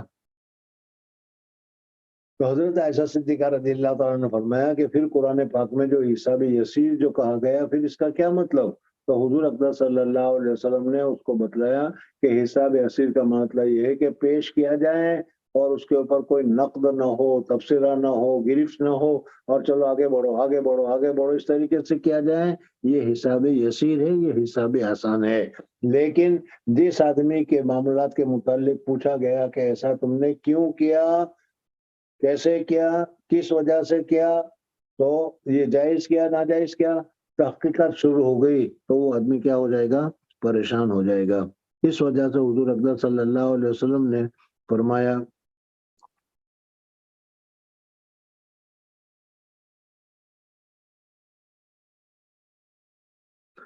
باب من سمع شیئا، اگر کوئی آدمی کسی چیز کو سنے، فلم یفہم ہو، اور وہ اس کو سمجھ میں نہ آئے، تو اس صورت میں اس کو چپ چاپ نہیں بیٹھ رہنا چاہیے، بلکہ استاد سے پوچھ کر اس کو اچھی طریقے سے جان لینا چاہیے، اچھی طریقے سے سمجھ لینا چاہیے۔ حضور اکرم صلی اللہ علیہ وسلم نے ایک حدیث بیان کی، حضرت عائشہ صدیقہ رضی اللہ تعالیٰ عنہ کو اچھی طریقے سے سمجھ میں نہیں آئی، حضرت عائشہ صدیقہ رضی اللہ تعالیٰ عنہ نے حضور اکرم صلی اللہ علیہ وسلم سے پوچھا، حضور اکرم صلی اللہ علیہ وسلم نے اس کی تفصیل بیان کی، یہ حدیث بتائی۔ ان عائشہ زوج النبی صلی اللہ علیہ وسلم کانت لا تسمع شیئا لا تعرف الا راجعت فیہ حتی تعرفہ، حضرت عائشہ صدیقہ رضی اللہ تعالیٰ عنہ جب پڑھتی تھی تو جب تک وہ بات سمجھ میں نہیں آتی تھی وہ آگے نہیں بڑھتی تھی، بلکہ حضور اکرم صلی اللہ علیہ وسلم کو پوچھ کر اچھی طریقے سے معرفت حاصل کر لیتی تھی، پھر آگے بڑھتی تھی۔ وان نبی صلی اللہ علیہ وسلم، حضور صلی اللہ علیہ وسلم نے ایک مرتبہ کہا، من حوسبا عذبا، جو حساب کیا گیا وہ مصیبت میں، عذاب میں مبتلا ہو جائے گا۔ تو حضرت عائشہ صدیقہ رضی اللہ تعالیٰ عنہ فرماتی ہے کہ آپ تو فرما رہے ہیں کہ حساب، جس کا بھی حساب کیا جائے گا وہ عذاب میں مبتلا ہو جائے گا، پریشانی میں مبتلا ہو جائے گا، اور یہ بات تو ظاہر ہے کہ ہر ایک کو حساب دینا ہے اللہ تبارک و تعالیٰ کے سامنے، تو پھر اس صورت میں اللہم حاسبنی حسابا یسیرا کہاں سے ہوا؟ قالت عائشہ فقلت ولیس قول اللہ عز وجل فسوف یحاسب حسابا یسیرا، ان قریب اللہ تبارک و تعالیٰ حساب یسیر لے گا، اس کا کیا مطلب ہوا؟ فقال انما ذلک العرض، یہ صرف پیش کرنا ہے، یعنی اللہ تبارک و تعالیٰ کے سامنے تمہارے نامہ اعمال پیش کیے جائیں گے، اللہ تبارک و تعالیٰ کہیں گے ٹھیک ہے چلو آگے بڑھو، تو اس پر تفتیش تحقیق وغیرہ کچھ نہیں ہوگی۔ ولیکن منو کشل حساب، لیکن جس کو حساب میں پکڑا جائے گا، سوالات کیے جائیں گے، فقط اس بات، یہ پیسے کہاں سے لائے، کیسے لائے، کیوں لائے، جائز تھا ناجائز تھا، سمجھ میں یہ جو پوچھا جائے گا تو پھر وہ مصیبت ہو جائے گی۔ جی باب يبلغ علم الشاهد الغائب قاله ابن عباس رضي الله تعالى عنهما عن النبي صلى الله عليه وسلم حدثنا عبد الله بن يوسف قال حدثنا الليث قال حدثني سعيد هو ابن ابي سعيد عن ابي شريح انه قال لعمرو بن سعيد رضي الله تعالى عنه وهو يبعث البعوث الى مكة اذن لي أيها الأمير أحدثك قولا قام به رسول الله صلى الله عليه وسلم الغداء من يوم الفتح سمعته أذناي ووعاه قلبي وأبشرته عيناي حين تكلم به حمد الله وأثنى عليه ثم قال إن مكة حرمها الله ولم يحرمها الناس فلا يحل لامرئ يؤمن بالله واليوم الآخر أن يسفك بها دما ولا يعضد بها شجرة فإن أحد ترخص لقتال رسول الله صلى الله عليه وسلم فيها فقولوا إن الله قد أذن لرسوله ولم يأذن لكم وإنما أذن لي فيها ساعة من نهار ثم عادت حرمتها اليوم كحرمتها بالأمس ليبلغ الشاهد الغائب. فقيل لأبي شريح ما قال عمرو قال أنا أعلم منك يا أبا شريح لا تعيز عاصيا ولا فارا بدم ولا فارا بخربة. چل دوسرے حدیث بھی پڑھ لیں۔ حدثنا عبد الله بن عبد الوهاب قال حدثنا حماد عن أيوب عن محمد عن أبي بكرة رضي الله تعالى عنه ذكر النبي صلى الله عليه وسلم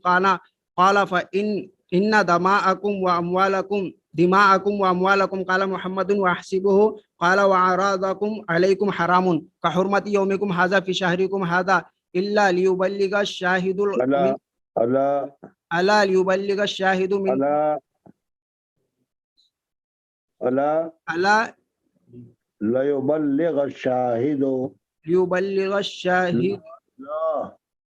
لا يبلغ الشاهد منكم الغائب وكان محمد يقول صدق رسول الله صلى الله عليه وسلم كان ذلك ألا هل بلغت مرتين.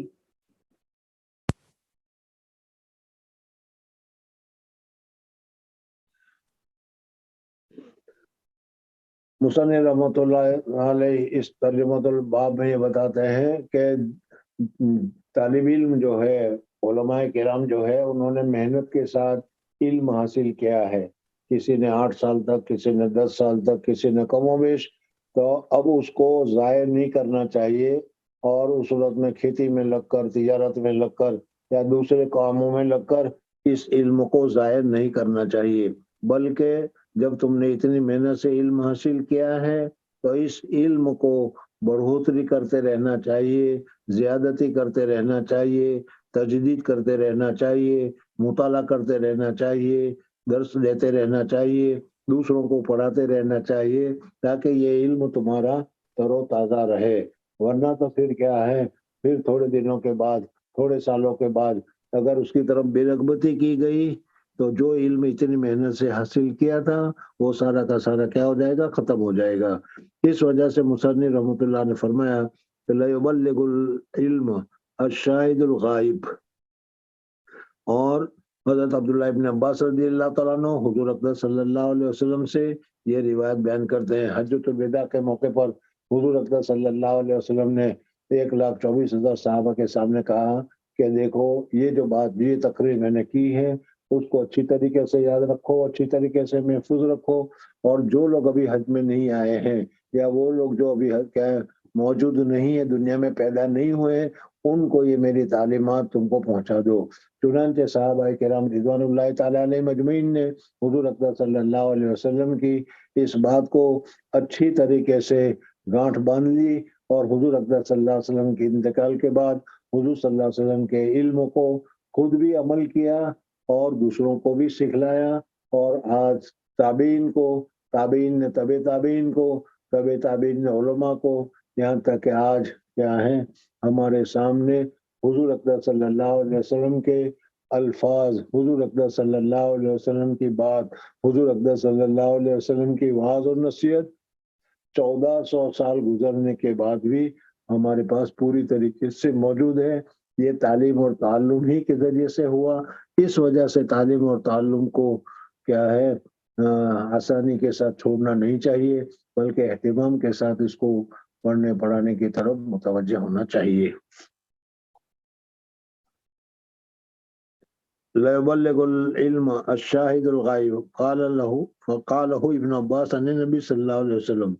दूसरे हदीस जिक्र की अन अबी शुरैन अन्नहु क़ाल लि अम्र इब्न सईद वह यबअसुल बऊस। बऊस के माने क्या, सदिया भेजा करते थे, जमातों को भेजा करते थे। और वो फरमाते थे इला मक्का था इज़न ली अय्युहल अमीर उहद्दिसका कौलन काम बिही रसूलुल्लाह सल्लल्लाहु अलैहि वसल्लम अल गदा मिन यौमिल फतह। हुजूर अकरम सल्लल्लाहु अलैहि वसल्लम मक्का मुकर्रमा में जंग हुई, सहाबाए किराम रिज़वानुल्लाह ताला अजमईन के दरमियान में मुशाजिरात जिसको कहा जाता है, या सहाबाए किराम रिज़वानुल्लाह ताला अलैहिम ज़मीन में हज़रत अमीर मुआविया, हज़रत अली रज़ियल्लाहु ताला अन्हु वगैरह के साथ आपस में हज़रत आयशा सिद्दीक़ा रज़ियल्लाहु ताला अन्हा वगैरह के साथ जंग जमल वगैरह हुई है। ये सब मुशाजिरात सहाबा है। इस सिलसिले में हमारा नजरिया तो ये है कि हुजूर अकरम सल्लल्लाहु अलैहि वसल्लम के ये शागिर्दान रशीद थे सहाबाए किराम। हर सहाबी की हुजूर अकरम सल्लल्लाहु अलैहि वसल्लम ने मुकम्मल इस्लाह फरमाई। हुजूर अकरम सल्लल्लाहु अलैहि वसल्लम ने हर तालिब इल्म को अच्छी तरीके से कल्बी सफाई फरमाकर उनके सामने आखिरत को पेश कर दिया। और सहाबाए किराम रिज़वानुल्लाह ताला अलैहिम अजमईन के दिल से दुनिया की मोहब्बत, माल की मोहब्बत और ये सारी चीज़ें ख़त्म हो गई। सहाबा जो काम करते थे वो आखिरत के लिए करते थे और सवाब के लिए करते थे, दीन के फ़ायदे के लिए क्या करते थे। मुजतहिद अल युख्ति व युसीब कि जिस तरीके से है, इसी तरीके से सहाबाए किराम रिज़वानुल्लाह ताला अलैहिम अजमईन भी युख्ती व युसीब इज्तिहाद करते थे। हज़रत अली रज़ियल्लाहु ताला अन्हु ने इज्तिहाद किया कि ये काम करने की वजह से दीन का फ़ायदा है, दीन की बका है। हज़रत अमीर मुआविया रज़ियल्लाहु ताला अन्हु ने इज्तिहाद किया और उस रास्ते पर वो चले। मुजतहिद युक्ति व युसीब की तरह यहाँ पर भी हो गई, हमसे खता हो गई। लेकिन मुजतहिद अगर खता करता है तो उस खता पर उसको गुनाह नहीं मिलता, सवाब नहीं मिलेगा, लेकिन गुनाह भी नहीं मिलता। तो इस तरीके से सहाबा से अगर कुछ हुआ है तो ये उन्होंने अच्छी नीयत से किया है, इस वजह से उनको वो गुनहगार नहीं होंगे। बहरहाल हम लोगों को अपनी ज़बानों को सहाबा किराम रिज़वानुल्लाह ताला अलैहि मजमईन के वाक़यात से क्या अपनी ज़बानों को ख़राब करके हज़रत अमीर मुआविया रज़ियल्लाहु ताला अन्हु, हज़रत अली रज़ियल्लाहु ताला अन्हु, हज़रत आयशा सिद्दीक़ा रज़ियल्लाहु ताला अन्हा वगैरह किसी सहाबी के सिलसिले में हमें अपनी ज़बान को ख़राब नहीं करनी चाहिए। बहरहाल यहाँ पर हज़रत अली रज़ियल्लाहु ताला अन्हु के ज़माने में फिर क्या है, खिलाफत का दौर ख़त्म हुआ और इमारत का दौर शुरू हुआ, तो मक्का मुकर्रमा में क्या है, जंग शुरू हुई, या तो हज़रत अली रज़ियल्लाहु ताला अन्हु के साथ जंग हुई, तो उस वक्त वो लश्कर को भेजते थे। उस पर उन्होंने कहा कि देखो फतेह मक्का के मौके पर हुज़ूर अकबर सल्लल्लाहु अलैहि वसल्लम ने जो इरशाद फरमाया था वो मैं आप हज़रात को बताता हूँ कि कुरान पाक में भी है, अव्वल बैतिन वुज़िअ लिन्नास लल्लज़ी बिबक्कत मुबारकम व हुदा। सारी दुनिया की पैदाइश से भी पहले, सबसे पहले अगर अल्लाह जल्ल जलालहू व अमन वालों ने दुनिया की जो इब्तिदा फरमाई, तो दुनिया की इब्तिदा में सबसे पहले मक्का मुकर्रमा, और मक्का मुकर्रमा में हरम शरीफ, और हरम शरीफ में जो बैतुल्लाह है, इस जगह को सबसे पहले अल्लाह तबारक व तआला ने बनाया। सबसे पहले बैतुल्लाह को बनाया और बैतुल्लाह को कायम किया गया, पानी में कायम किया गया था। फिर इसके बाद वहां से जमीन की बनानी शुरू हुई, और जिस तरीके से औरत रोटी के आटे को क्या फैला फैला कर रोटी बना देती है, इस तरीके से जमीन को फैला फैला कर ये बनाया गया। तो काबा शरीफ अल्लाह जल्ल जलालहू अमन वालों ने सबसे पहले बनाया, वो काबा शरीफ है, मक्का मुकर्रमा है। इसी वजह से उनको उम्मुल कुरा से भी ताबीर किया जाता है। बहरहाल मक्का मुकर्रमा में कत्लो गारत गिरी, मक्का मुकर्रमा में फिस्को फुजूर, मक्का मुकर्रमा में बुत परस्ती, मक्का मुकर्रमा में अल्लाह की नाफरमानी कि कोई भी बात कत्लो गारत गिरी वगैरह भी करना जायज नहीं है। अल्लाह तबारक व तआला ने इसको मकाम हुर्मत, इज्जत की जगह, एहतराम की जगह हरम पाक बनाया है। और हजरत इब्राहिम अलैहिस्सलाम का जब दौर आया तो हजरत इब्राहिम अलैहिस्सलाम ने इसकी हुर्मत को बयान फरमाया, जाहिर फरमाया। जैसे मक्का मुकर्रमा बैतुल्लाह जो है वो सबसे पहले अल्लाह तबारक व तआला ने बनाया फरिश्तों के जरिए से, अव्वल बैतिल मुज़िअ लिन्नास लल्लज़ी बिबक्कत मुबारकम व हुदा। और फिर हजरत नूह अलैहिस्सलाम के ज़माने में उसको उठा लिया गया। फिर हजरत इब्राहिम अलैहिस्सलाम का ज़माना आया तो हजरत इब्राहिम अलैहिस्सलाम ने नए सिर से तामीर फरमाई। बहरहाल इस तरीके से यहाँ पर भी हुआ। और उसी को इस हदीस पाक में जिक्र किया जाता है कि अल्लाह तबारक व तआला ने मक्का मुकर्रमा में जो हरम का इलाका है, आजकल भी वहां पर निशान पड़े हुए मौजूद है। हरम की जहाँ शुरुआत होती है वहां पर निशान लिखे हुए मौजूद है, और उसमें दाखिल होने के बाद किसी किस्म की हरम की बेहुरमती करना, कत्लो गारत गिरी करना, दरख्त को काटना वगैरह, ये सारा का सारा ममनू है। उसी को इस हदीस पाक में जिक्र किया गया है कि यौमुल फतह में समय तो उज़न आया, मेरे कान ने सुना और मेरे दिल ने इसको महफूज फरमाया, और मैंने देखा अपनी दोनों आंखों से जिस वक्त हुजूर अकबर सल्लल्लाहु अलैहि वसल्लम कलाम फरमा रहे थे, हमिद अल्लाह व सना अलैहि, अल्लाह के हम्द और सना बयान की। फिर कहा कि मक्का मुकर्रमा के हराम करार दिया है उसको अल्लाह ताला ने, और नहीं हराम किया है उसको लोगों ने। हजरत इब्राहिम अलैहिस्सलाम ने या किसी आदमी ने इत्तेफाक कर लिया हो कि चलो इस जगह को हम हरम करार देते हैं, ये नहीं है, बल्कि अल्लाह जल्ल जलालहू व अमन वालों ने खुद मक्का मुकर्रमा को हरम करार दिया है। फला युहिल्ल लिम्रिन, बस नहीं हलाल है किसी आदमी के लिए, युमिनु बिल्लाहि वल यौमिल आखिर, के उसमें खून बहाए, और जो खुद रो उसके दरख्त हैं उसको काटना जायज नहीं है। फ़इन अहदुन तरख्खस लिक़िताल रसूलिल्लाह सल्लल्लाहु अलैहि वसल्लम फिहा, अगर कोई आदमी कहे कि अच्छा भाई यही बात थी तो हुजूर सल्लल्लाहु अलैहि वसल्लम के ज़माने में फतेह मक्का के मौके पर मक्का मुकर्रमा में फलाने को कत्ल किया गया, फलाने को कत्ल किया गया, फलाने को कत्ल किया गया, तो उसको कहो अल्लाह तबारक व तआला ने अज़न लि रसूलिही वलम यअज़न लकुम, अल्लाह ताला ने अपने रसूल के लिए इजाजत दी, तुम्हारे लिए इजाजत नहीं है। इस वजह से मौजूदा जमाने में मक्का मुकर्रमा में किसी को कत्ल करना, अजियत पहुंचाना, हत्ता के वहाँ कुत्ते नहीं है, लेकिन अगर कोई कुत्ता छाव में बैठा हुआ हो तो उस कुत्ते को भी उठाकर उस छाव में बैठना हमारे लिए जायज नहीं है। इस वजह से हमने कुत्ते को परेशान किया। बहरहाल हरम है ये। वइन्नमा अज़िन ली फ़ीहा साअतन मिन नहार सुम्मा आदत हुर्मतुहा अल-यौम का हुर्मतुहा बिलम्स वलयुबल्लिगु शाहिदुल गायब, और ये हुक्म जो मौजूद है वो गायब तक पहुंचा दे। तर्जुमतुल बाब इसके जरिए से साबित हो गया। फ़क़ील लअबी शुरैह मा क़ाल अम्रुन क़ाल अना अअलमु मिनका या अबा शुरैह, अबू शुरैह ने कहा कि जब ये हदीस तुमने बयान की तो उस सूरत में फिर उन्होंने उसके जवाब में क्या कहा, अबा शुरैह ला तुईज़ु आसियन वला फारन बिदमिन वला फारन बिखरबतिन। दूसरी हदीस जिक्र की फ़इन्ना दिमाअकुम व अमवालुकुम, हुज़ूर सल्लल्लाहु अलैहि वसल्लम ने पूछा ये कौन सा दिन है, कौन सा महीना है, और फिर फरमाया कि जिस तरीके से आज का दिन बड़ी एहतराम वाला है, बड़ी इज्जत वाला है, इसी तरीके से तुम्हारा खून, तुम्हारी इज्जत भी एहतराम वाली है। इसकी इज्जत करनी चाहिए। किसी की बेइज्जती करना, किसी को जलील करना, किसी का माल को ले लेना, खा लेना जायज नहीं है। और सब काला व अराज़कुम अलैकुम हरामुन व हुर्मत यौमिकुम हाज़ा फी शहरिकुम हाज़ा अला ला युबल्लिगु शाहिदु मिनकुमुल गायब व काना मुहम्मद यक़ूलु सदक़ रसूलुल्लाह सल्लल्लाहु अलैहि वसल्लम काना ज़ालिका अला हल बल्लगतु मर्रतैन। फिर उसके बाद हुजूर अक़बर सल्लल्लाहु अलैहि वसल्लम ने 10वीं ज़िलहज्जा को या 9वीं ज़िलहज्जा को अरफा के मैदान में सब पूछने के बाद हुजूर अक़बर सल्लल्लाहु अलैहि वसल्लम ने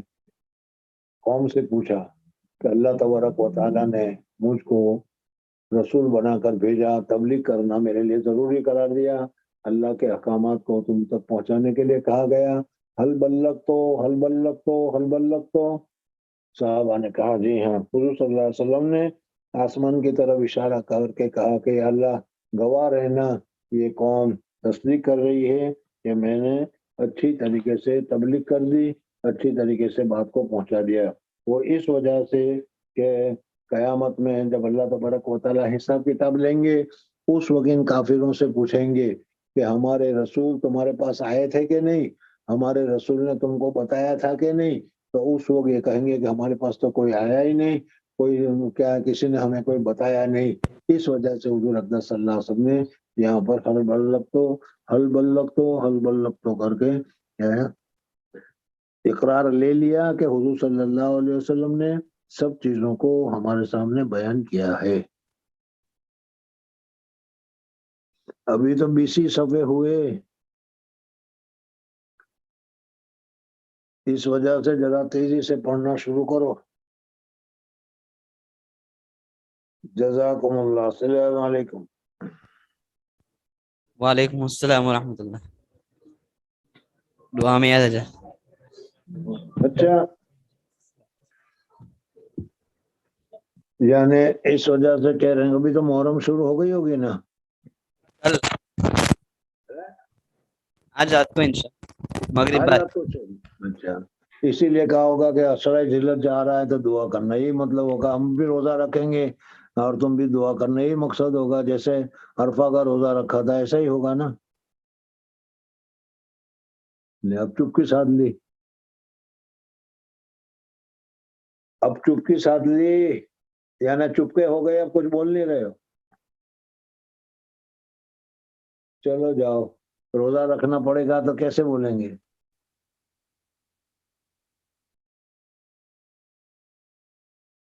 अरे आज